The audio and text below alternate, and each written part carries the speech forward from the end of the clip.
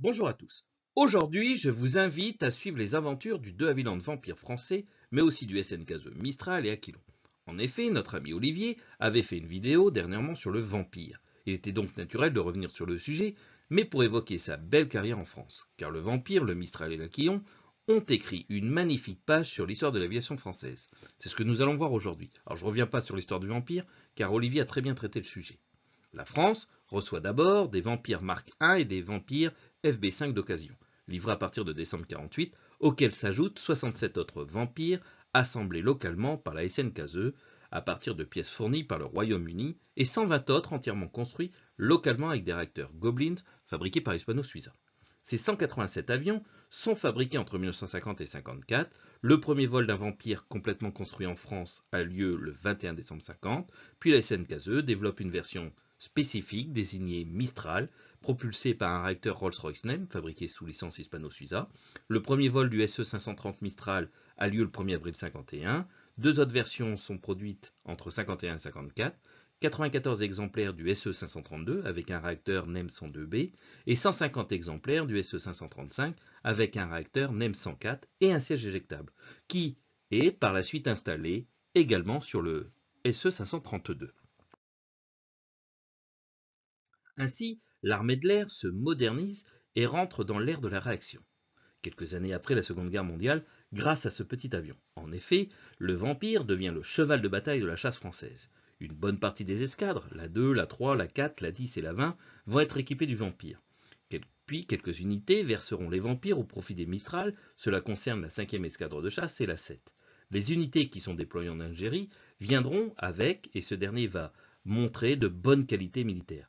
Malgré l'absence d'une aviation ennemie, donc de faire de la chasse pure, ils vont obtenir de bons résultats dans un travail d'appui-feu au profit des troupes terrestres. Deux unités ne seront équipées que du Mistral, cela concerne la 6 et la 8e escadre de chasse. Vous pouvez ici admirer un Mistral de la SPA 96, car on aperçoit très bien le buste de Gaulois, un signe de la SPA 96. Le 1-6 Orani était basé à Tel Arqma en Algérie, alors que le 2-6 Normandie-Yémen, lui, était à La Senia, aussi en Algérie. J'en parlerai un peu plus loin. À la Libération, l'aviation française n'avait pas grand-chose à proposer comme avion à réaction. Peu de projets et surtout pas de moteur. Les constructeurs, presque tous nationalisés, travaillaient d'arrache-pied pour mettre au point un nouveau moteur et un nouvel appareil. Mais cela ne donnera des résultats que quelques années plus tard. Et en attendant, il fallait équiper l'aviation française d'appareils performants, importés ou si possible construits sous licence. Le premier avion furent les Gloster Meteor. Je pourrais faire une vidéo sur eux si vous le souhaitez, dites-le moi dans les commentaires si ça vous intéresse. Les Météores furent utilisés en Algérie comme chasseurs de nuit, mais cela est une autre histoire. Les premiers chasseurs livrés en série à la France, les DH-100 Vampire, seront les premiers jets à équiper notre aviation militaire en grande quantité. Pour la construction sous licence, la SNKZ va se voir confier la fabrication d'appareils sous licence sur son site de Marignane. Alors SNKZ, je vous rappelle, Société nationale des constructions aéronautiques du Sud-Est. De nombreuses variantes furent réalisées et plusieurs furent utilisées par la France. Les livraisons se font entre 1948 et 1950, puis par la suite, la SNKZ construit ses appareils sous licence sous le nom de Mistral, comme je vous l'ai déjà évoqué.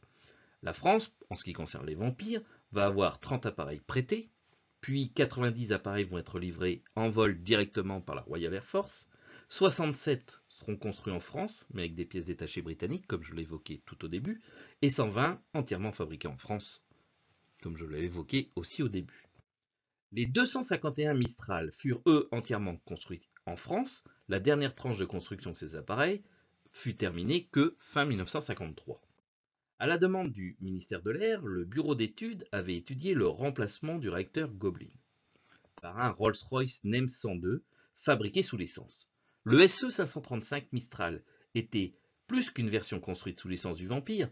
La SNKZ a adapté la cellule du DH100 à un turboréacteur hispano-suiza NEM disposant d'une poussée de 80% supérieure. Oui, oui, je vous entendez bien. 80% supérieure. Alors ça impose quelques modifications aérodynamiques par rapport à l'avion d'origine, vous en doutez bien, comme des modifications sur les entrées d'air, de nombreuses autres modifications ou ce qu'on va appeler des francisations qui furent apportées sur cet appareil. Le poste de pilotage classique avec un horizon artificiel, vous voyez je l'ai entouré en rouge, un variomètre, c'est la vitesse de montée et de descente, un altimètre, une bille, un viseur en vert, un sélecteur de tir aussi en vert, une boussole. Bon, tout ce qui est classique dans un avion, vous me direz. Et vous pouvez voir que la version française passe aussi dans le cockpit où certains panneaux sont écrits en français. Comme là, vous voyez, pression cabine ouverte avant d'ouvrir le toit. Le manche à balai, avec ses multiples commandes, je vous rassure, hein, il y a beaucoup plus de fonctions sur un manche à balai d'un Rafale. Hein. Mais déjà à l'époque, il y avait plusieurs fonctions sur le manche à balai, comme la poignée de gaz de frein, la commande de parking frein, l'alterne radio, c'est pour parler à la radio tout simplement, la détente canon, sécurité de tir, etc. Le siège éjectable, j'ai voulu vous partager avec vous certains passages du manuel du pilote du Mistral 5, appareil défini de la version avec le siège éjectable le SNCaso type E86-2 et le E86-23. Ce type de siège fut le premier installé sur des appareils de construction mais pas de conception française.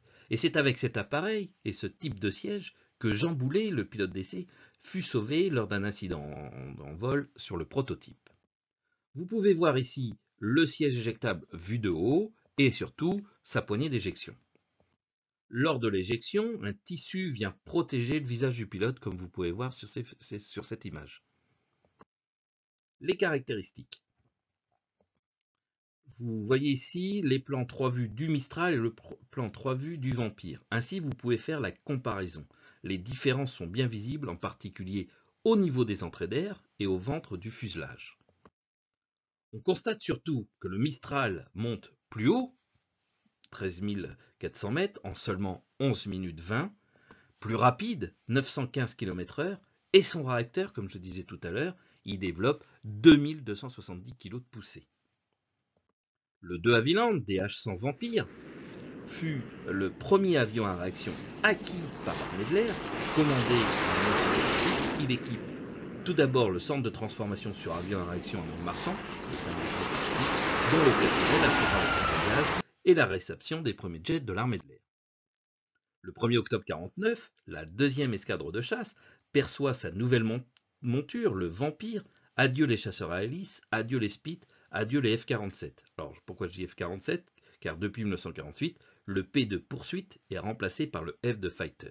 J'en avais déjà parlé quand j'avais fait la vidéo sur le F-80. Alors, les Spit et les F-47 quittent les escadres de chasse et ils sont remplacés par le Vampire, et celui-ci donnera fin en 1953 pour certains, quand il sera remplacé par le Dassault Ouragan. À ce sujet, je vous invite à visionner la vidéo sur l'Ouragan et d'acheter mon livre sur l'Ouragan. L'armement. L'armement fixe des Mistral comprend 4 canons Hispano M50 de 20 mm, cadence de tir 650 à 700 coups minute. Logés sous le plancher de l'habitacle, vous pouvez voir ici les sorties. Ils sont alimentés par bande de 150 cartouches par arme. Ces cartouches sont contenues dans 4 boîtes à munitions logées dans 2 coffres derrière la cabine. Le réarmement s'effectue à la main et au sol uniquement.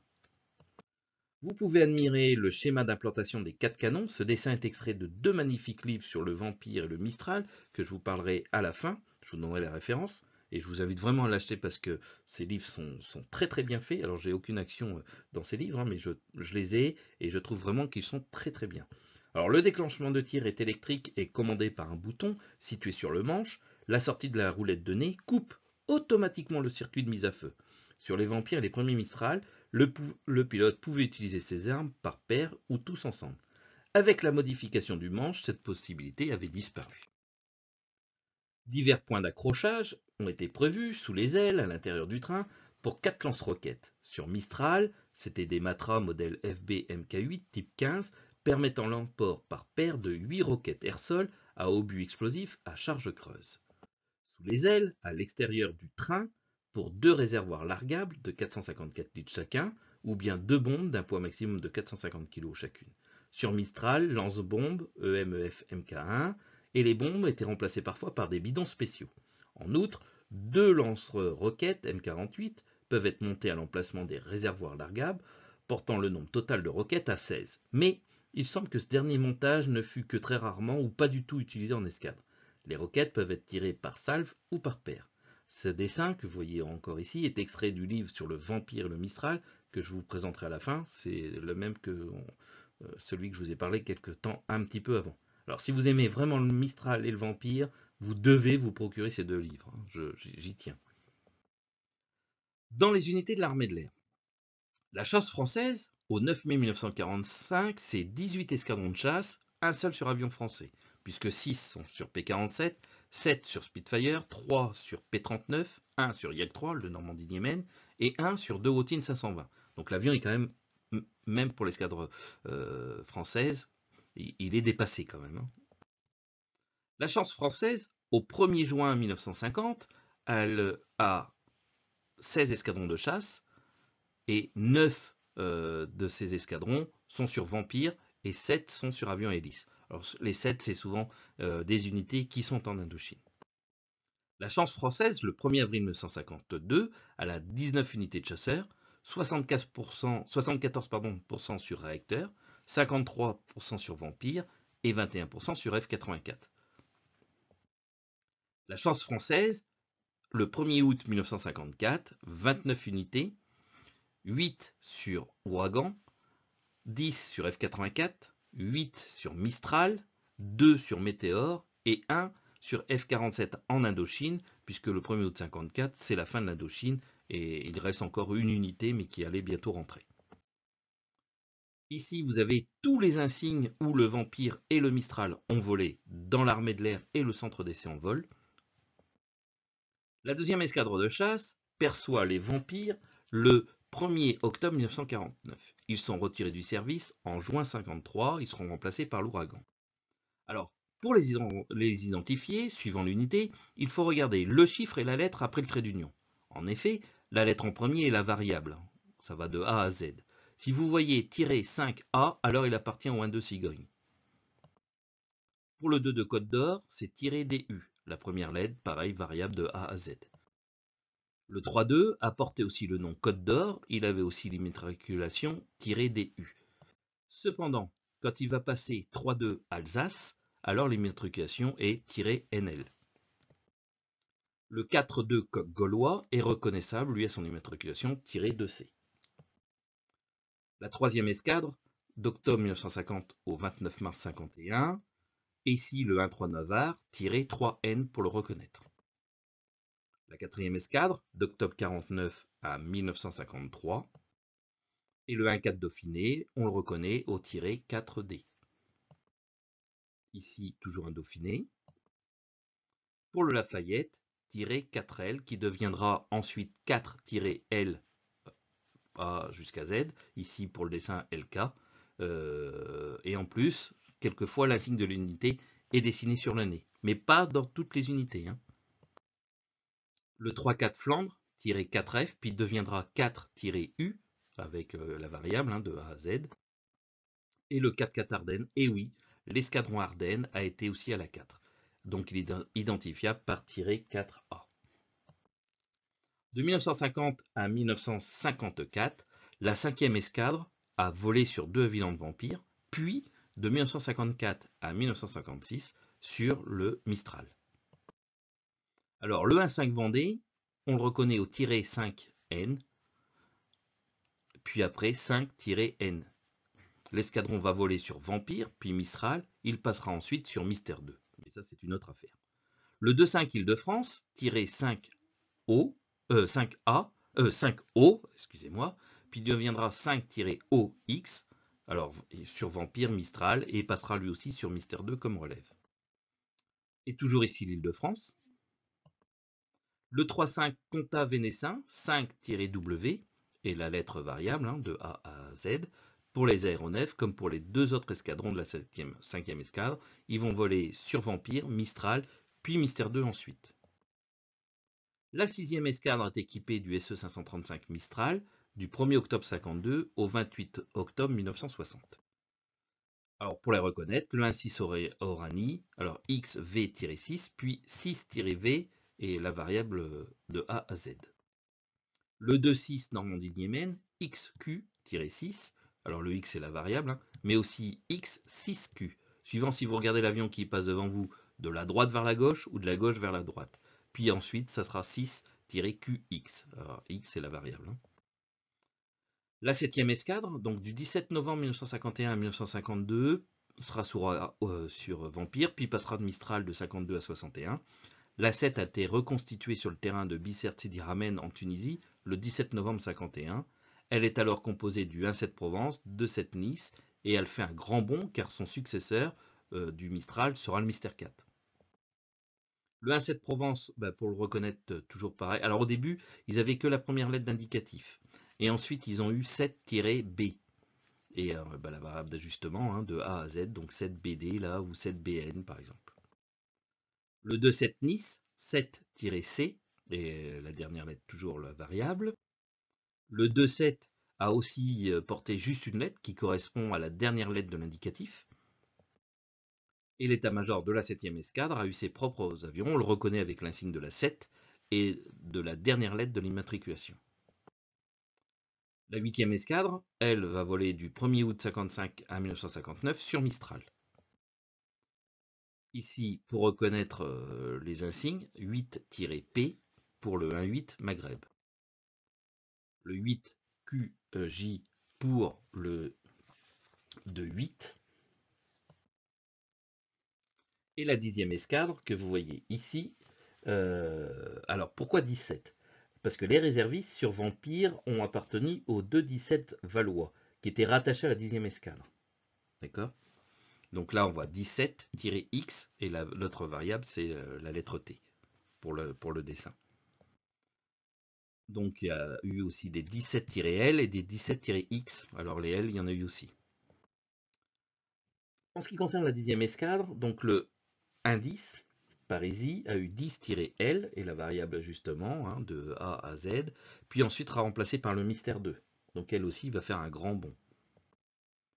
La 20e escadre, elle, quant à elle, elle va avoir de juillet 60 à février 62 et elle sera remplacée par les Skyraider. Alors, toujours la 20e escadre, donc le 1-20 Ores Nemenentela est sur Mistral au départ, puis passera sur AK Skyraider. Donc c'est le 20-L et la variable d'ajustement. Les écoles de l'armée de l'air. L'école de l'air va utiliser le Mistral de 1954 à 1958, mais attention, cet avion n'est pas destiné aux élèves. Cet appareil est utilisé pour maintenir les qualifications opérationnelles des moniteurs. En ce qui concerne l'école de chasse Christian Martel, elle voit le jour en janvier 1947 à Meknès, au Maroc. Elle existait déjà, hein, c'est juste le nom qui change, hein. Ne me faites pas dire ce que je n'ai pas dit. Donc l'école de chasse voit le jour, Christian Martel, avec 5 escadrons sur différents types d'aéronefs. Il faut attendre 1951 pour voir arriver les premiers avions à réaction, c'est-à-dire les T-33, à l'école de chasse. 2 ans plus tard, en juillet 1953, le DH-100 Vampire vient contribuer à son tour à la formation des pilotes de chasse et le 1000e brevet est célébré le 31 octobre 1953. À la fin de 1953, ils prennent chacun un nom de baptême, surtout d'as de la Seconde Guerre mondiale. Le premier escadron équipé de T-33 adopte celui de Jean-Marie Dor. Les 4 autres escadrons équipés du DH-100 Vampire prennent respectivement les noms de Henri Jandet, Henri Arnaud, Marin Lamellé et Marcel Lefebvre. Ce dernier escadron, volant sur T-33 et Vampire, est chargé de la formation des moniteurs et de l'entraînement des cadres de l'école. Les ouragans s'intègrent à la flotte en début 57 et les Vampires quittent en 1959 l'école de chasse. Vous pouvez ici admirer le profil de M. Patrice Gobert. Vous pouvez aussi ainsi voir que certains vampires ont été peints en kaki sur le dessus, ce qui lui donne un côté un peu guerrier, même si là il est en école. Le centre d'essai en vol a vocation d'essayer tous les avions qui vont servir dans nos armées, mais pas que, mais restons sur l'armée. La fiche technique de référence du Vampire Mk5 est réalisée à partir de vols d'essai sur le VV723 que vous voyez ici en photo. Le but était la perspective d'une remotorisation avec un réacteur NEM. De plus, la réception officielle des Vampires s'effectue au CEV.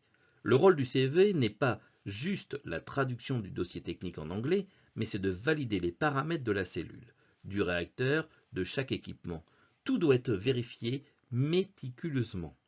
C'est aussi le CEV qui limite la charte de vol. Et le CEV va avoir des Vampires Mark V et des Mistral. Le CEV va aussi prendre en compte des avions télépilotés, c'est-à-dire des sortes de drones si vous préférez. Le Centre interarmé d'essais et d'engins spéciaux 343 a pour but, le rôle premier de ce centre, est le développement des missiles balistiques pour les forces de dissuasion nucléaire françaises. Ils ont eu des Mistral de servitude dès le mois de mai 1955, mais aussi le centre reçoit des avions cibles, Vampire Mark V, entre autres. Cette entité va utiliser des SNKE Mistral, atomiques, télépilotés, alors il s'appelle Atomique, hein, c'est son nom de baptême, comme vous voyez ici en photo. L'engin cible est utilisé pour le prélèvement de poussières radioactives lors des essais nucléaires dans le Sahara. Le De Havilland DH-100 Vampire Mark I, aussi télépiloté, Aramis, que vous voyez ici en photo. Un autre, téléguidé, vous voyez avec du orange, et le SNKE SA-135 Mistral, numéro 79, lui aussi télépiloté. En tout, une dizaine de Mistral téléguidés ont été utilisés afin de servir de cible radioguidée pour la mise au point des missiles RR. Les missiles tirés n'étaient pas tous à charge explosive et les avions sont dotés de bidons caméras spéciaux fixes sur les ailes. D'autres bidons fixes en bout d'aile sont équipés de dispositifs proximétriques associés à un jeu de caméra. Là, vous en voyez un autre, téléguidé, de la SDTA. SDTA, c'est la sous-direction tactique air. C'est une cellule du CEM, Centre d'essai d'aviation militaire. La guerre d'Algérie. En 1954, au début de la guerre d'Algérie, l'avion était déjà en période de remplacement par ses successeurs et sa mission principale, qui lui fut attribuée, reste l'attaque au sol. Les principales unités équipées du Mistral en Algérie étaient la 4e et la 6e escadre de chasse. La 7 était basée à Bizerte, Sidi Amen en Tunisie, et pour sa part, la 8 était basée sur la base aérienne 151 de Rabat Salé au Maroc. Ici, vous pouvez admirer un Mistral 7-BN de la 7e escadre de chasse à Tellerma. Donc si c'est 7-B, je vous laisse deviner quel est l'escadron. C'est la 8e escadre qui fut la dernière unité de chasse à voler sur ces avions, et ce jusqu'à mi-60, et jusqu'au début 61, toujours basé à Rabat au Maroc. Les bases aériennes qui en furent équipées étaient Oran-la-Seigneur, Colombe-Béchar, Bourg-Farik, Alger, Maison-Blanche et Tellerma. Ici, vous pouvez admirer un parking rempli de Mistral sur la base aérienne 151 de Rabat Salé au Maroc. Le deuxième avion, le 8PQ, est en train de faire le plein. On peut remarquer la position particulière du pompiste. Il fallait quand même une sacrée dose d'acrobatie. Dans des opérations de guérilla, la qualité première d'un avion de combat ne doit pas forcément être sa vitesse qui, plus elle est importante, interdit aux pilotes de bien observer ce qui se passe au sol. Pourtant, lors de la guerre d'Algérie, un jet à réaction a pratiquement été de tous les combats. Voici ce que disaient les actualités de l'époque.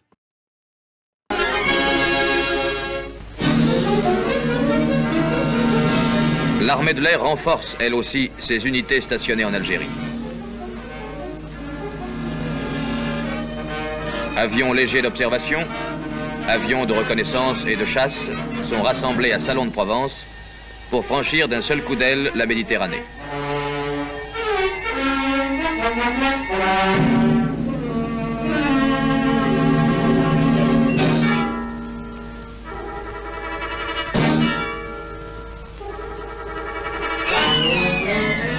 Grâce à eux, l'armée de terre bénéficiera d'un appui et d'une protection de plus en plus efficaces.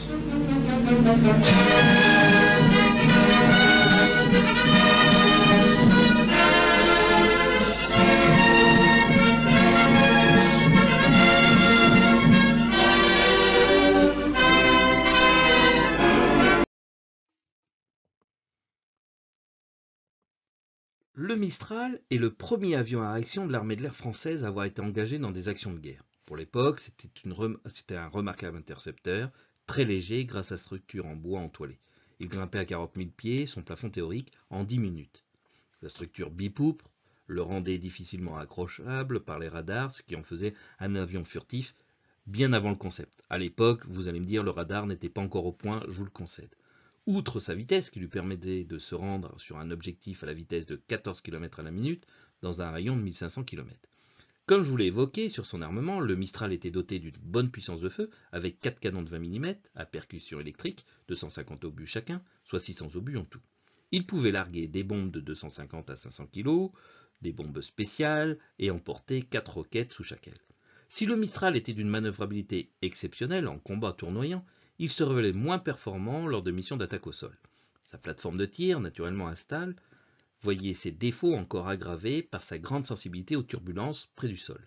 Son autonomie était très limitée, et la jonction de réservoirs supplémentaires ou de charges extérieures le métamorphosait en un veau poussif, lourd à manier. De plus, il était impossible de faire feu avec les 4 canons simultanément sans provoquer des vibrations, telles que la verrière se déverrouillait et s'envolait.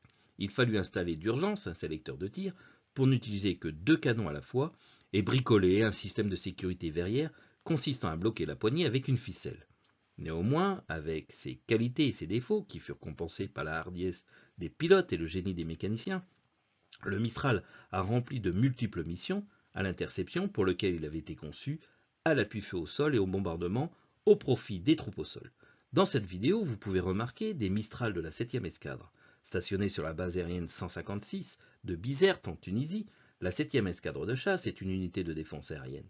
Elle comprend 2 escadrons, le 1-7 Provence et le 2-7 Nice. Tout comme ses sœurs stationnées en Afrique du Nord, la 6 et la 8, également équipées de Mistral, la 7 se rend régulièrement sur la base aérienne 211 de Tel Arma, près de Constantine, pour y effectuer un séjour opérationnel. Sur cette véritable plaque tournante se tiennent en alerte permanente des appareils les plus divers, Corsair de l'aéronaval, Mistral, F-47 Thunderbolt, hélicoptères, etc. Ils sont prêts à décoller à tout moment afin d'appuyer dans tout le Constantinois les troupes au sol aux prises avec les soldats du FLN. Les Mistral n'ont pas été condamnés à faire que de l'appui au sol. En effet, depuis le début de la guerre d'Algérie, plusieurs missions d'interception ont déjà été accomplies, essentiellement par le Mistral. L'espace aérien d'Afrique du Nord est l'objet d'une attention toute particulière, surtout en raison du trafic d'armes qui s'est développé au profit de la rébellion algérienne. Des appareils étrangers ravitaillent les maquis, souvent par parachutage de nuit, alors que d'autres s'éloignent de leur trajectoire, sciemment ou non. De 1955 à 1961, les Mistral de l'armée de l'air ont accompli de nombreuses missions d'appui-feu et de bombardement en Algérie, au cours duquel plusieurs pilotes ont été abattus ou blessés en plein vol.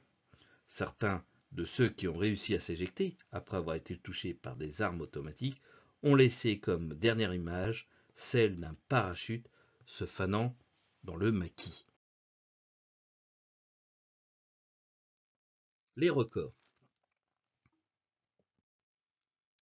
Record, le doublé de Jacqueline Auriol. La célèbre pilote d'essai, Jacqueline Auriol, va battre plusieurs records du monde en circuit fermé d'abord sur Vampire en mai 1951 avec une vitesse de plus de 618 km/h.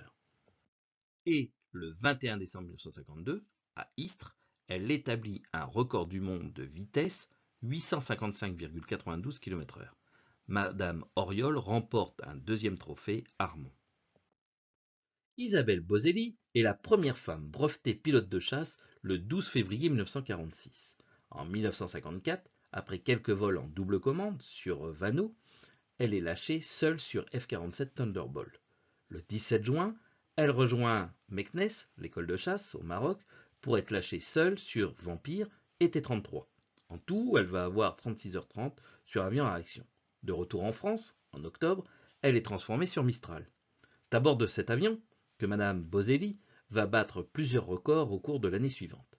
Le 26 janvier 1955, elle remporte le record du monde féminin de vitesse en circuit fermé de 1000 km sur le trajet Mont-de-Marsan-La Ciotat avec 746,2 km/h.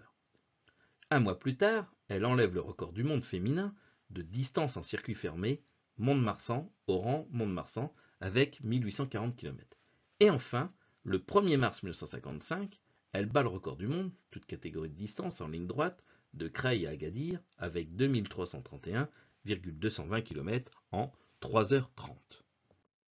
L'aéronaval. L'aéronaval a utilisé des Vampires, mais aussi des versions propres comme l'Aquilon que nous allons voir.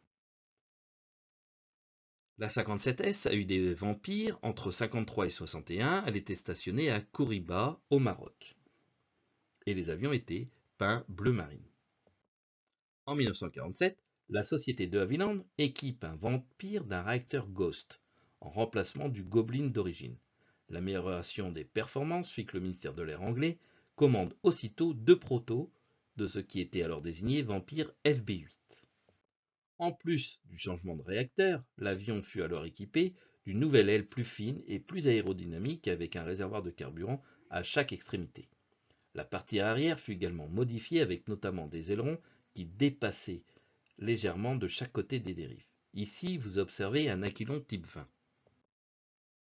L'Aquilon type 202, que vous voyez ici en photo, alors lorsque le prototype effectua son premier vol, le 2 décembre 1949, la décision avait été prise de ne plus considérer l'avion comme une simple version du Vampire, mais de lui donner un nouveau nom, le Venom. La puissance supplémentaire du Ghost et les améliorations aérodynamiques permettaient d'augmenter la vitesse horizontale de 150 km/h et de doubler la vitesse ascensionnelle. Les premiers avions de série sortis d'usine en 1951, le Venom FB1, entre en service mi-52 dans la Royal Air Force. C'est la première version, souffrait cependant de quelques problèmes, principalement des incendies de réacteurs et des faiblesses de la structure qui provoquaient la perte de plusieurs appareils, car l'appareil était construit en bois. Les pilotes se plaignaient également de l'absence d'un siège éjectable et de la température infernale qui régnait dans le poste de pilotage lors des déploiements dans les pays chauds.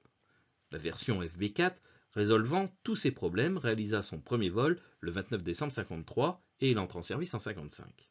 En parallèle, de Havilland développa de sa propre initiative une version biplace. Dès février 1953, le prototype, le NF3, fait son vol, équipé notamment d'un nouveau radar AN-APS 57, d'origine américaine. Des ailerons sont améliorés et un système d'éjection de la verrière, mais toujours pas de siège éjectable. Le réacteur Ghost 104, légèrement plus puissant que le Ghost 103 d'origine, fut également installé. Cette version fut livrée à la Royal Air Force à partir de mi-1955, 2 ans après que la Suède ait reçu les exemplaires qu'elle avait commandés. En 1951, commencèrent les essais d'une version du Venom NF2 adaptée à l'emploi depuis un porte-avions, le Sid Venom. Désigné FAW-20, la première version fut produite à partir de mars 1953 et mise en service dans la Royal Navy l'année suivante. Elle fut suivie, dès avril 1954, d'une version FAW-21 reprenant les améliorations du NF3 et à partir du 100e exemplaire, des sièges éjectables. La France, qui construisait sous licence des Vampires et des Mistral depuis 1949, obtient une autre licence pour produire le Sid Venom à partir de l'été 1951. Les réacteurs étaient construits par Fiat en Italie et l'avion par la SNKZE, qui avait déjà assemblé les Vampires français sous la désignation d'Aquilon. 5 versions furent construites. L'Aquilon 20, c'est en fait des Sid Venom FAW-20, assemblés de pièces fournies par de Havilland. 3 prototypes, le 01, le 03 et le 04, avec des ailes non repliables, et 25 appareils de série, numéro 1 à 25. L'Aquilon 201, 2 prototypes construits, donc le 02 et le 05, donc qui sont construits par la SNKZE, biplace pour l'entraînement et il n'a pas de radar, numéro 1 à 25. L'Aquilon 202, première version biplace, équipée de sièges éjectables, un radar américain, l'AN/APQ65, air conditionné, construit en France, 25 exemplaires aussi, du numéro 26 au numéro 50. L'Aquilon 203, version monoplace, avec un radar AN/APQ-94, capable de tirer des missiles RR, construit en France, 40 exemplaires, numéro 51-90. Donc vous voyez ici, c'est le numéro 77, donc c'est un Aquilon 203, puisqu'il correspond entre le 51 et le 90, pour les reconnaître. Ici, vous avez un Aquilon 203 avec les ailes repliées. L'Aquilon 204, c'est une version biplace d'entraînement sans canon, construite en France, 6 exemplaires, numéro 91 à 96, et il a un radar APQ-65, et comme je vous le disais, pas de canon. Là, vous le voyez en photo, c'est le numéro 94, et vous avez juste devant lui un Fouga Zéphyr, donc CM175 Zéphyr, c'est le Fouga Magister version aéronavale. On constate une vitesse de croisière de 693 km/h à 1000 mètres et le premier Aquilon effectue son vol inaugural en octobre 1952 et l'avion est mis en service en 1954 dans la flottille 11F. À partir de fin 1963, l'Aquilon type 20 est interdit d'appontage et quitte le service opérationnel, mais restera encore utilisé 1 ou 2 ans pour l'entraînement à partir de bases terrestres. L'utilisation opérationnelle en Afrique du Nord inclura jusqu'en 1959 le déploiement âgé de 6 à 8 avions des flottilles 11F et 16F, alternativement, pour des missions de défense aérienne et d'appui sol, ainsi que les activités durant les événements de Bizerte en juillet 61. À compter de 1960, la 11F détache aussi des avions sur la base de Tel Arma à Bonn, Birska et Warkla. Chacune des flottilles était armée de 6 Aquilon 202 et 10 Aquilon 203. La France a engagé ses Aquilons pendant la guerre d'Algérie, 54-62, comme chasseurs de nuit en remplacement des Météores NF-11. Paradoxalement, il faudra attendre les essais du Clemenceau pour voir le premier appontage d'un Aquilon sur un porte-avions français, le 30 mars 1960. Le pilote était entre autres le lieutenant de vaisseau Laferrière. La carrière du chasseur embarqué de l'Aquilon s'achèvera déjà en septembre 1963. La 11F aura des types 203, elle est basée à Karouba-Bizerte dès 1955 et jusqu'à 1962. La 16F aura des types 202 et 203, elle est basée à Hyères de 1955 à 1964. La 2S, elle aura des types 20 chargés d'assurer les servitudes et les liaisons en région militaire atlantique et elle est basée à Landbiway. La 10S, elle a des types 20, elle est basée à Saint-Raphaël, mais les Aquilons sont à Hyères. Basée sur la base aérienne d'Hyères, le centre d'expérimentation pratique et de réception de l'aéronautique navale est l'organisme spécialisé de la marine pour l'expérimentation et la variation de nouveaux matériels aéronautiques, la validation de nouveaux matériels aéronautiques et la réception et le convoyage des aéronefs de l'aéronautique navale. La 54S, elle a des types 20 et elle est basée à Hyères. La 59S, type 203 et 204, à Hyères aussi, et une section des Aquilons du QRS. Alors si vous souhaitez le faire en maquette, vous pouvez, LR en a sorti soit le Vampire, soit le Mistral, et il y a d'autres marques que je ne citerai pas, que j'ai mis en dessin ici, en photo ici. Alors si vous voulez le piloter, War Thunder, FS10, etc. Alors si vous voulez le voir dans les musées, alors on peut le voir dans plusieurs musées, au musée de l'espace, à Savigny-les-Bonnes, à Albert, au musée de la chasse, un peu partout, en Belgique, en Allemagne. C'est un avion qui est très facilement visible. Alors si vous voulez le voir voler, ici c'est une photo que j'ai prise à Melun-Villeroche, à Melun-Villeroche en 2023. C'est un Vampire FB6 immatriculé Foxtrot Alpha Zulu Hotel X-Ray et aussi Victor Zulu 152. Donc ça, vous pouvez le voir, mais aussi celui qui est un peu plus connu, c'est le JDU, piloté par monsieur Patrice Fioconi, donc photo aussi que j'ai pris à Melun-Villeroche l'année dernière. C'est un De Havilland FB6 et son immatriculation est Foxtrot Alpha Zulu 2 fois Oscar. Alors, mes sources: Aéroprofil, Mira, Netmarine, TraditionAir.fr, le service historique de l'armée de l'air, service historique de la défense / armée de l'air, pardon. Ensuite, Jacques Davy, Patrick Gobert, Pascal Lamouré, Jacques Moulin, paix à son âme, pour les photos.